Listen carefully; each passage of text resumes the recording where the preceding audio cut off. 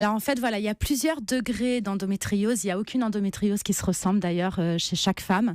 Moi, du coup, mes nodules, enfin les nodules de sang qui se sont transformés, les liaisons qui se sont transformées en nodules, parce que du coup, il y a eu plusieurs années entre-temps, se sont placés dans le rectum, dans le vagin, dans l'utérus et sur les intestins. Et en fait, il y en a un petit peu partout. Du coup, ça a migré et ça a grossi. Et ça a migré. Et donc, en fait, du coup, c'est ce qu'ils appellent une endométriose profonde. Mais il y a encore plus dramatique que cette endométriose-là.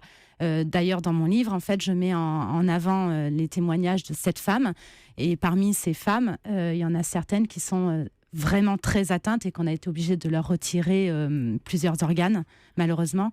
Et en fait, c'est dramatique. C'est tout. C'est juste il faut faire bouger les choses. Il faut mettre la lumière sur cette maladie. Il faut passer Et le c'est message. courageux d'en parler parce que c'est vrai que c'est un tabou. Vous avez hésité avant d'en parler, avant d'écrire Du ce livre? tout, du tout. J'ai pas hésité une seule seconde. Pourquoi c'est un tabou?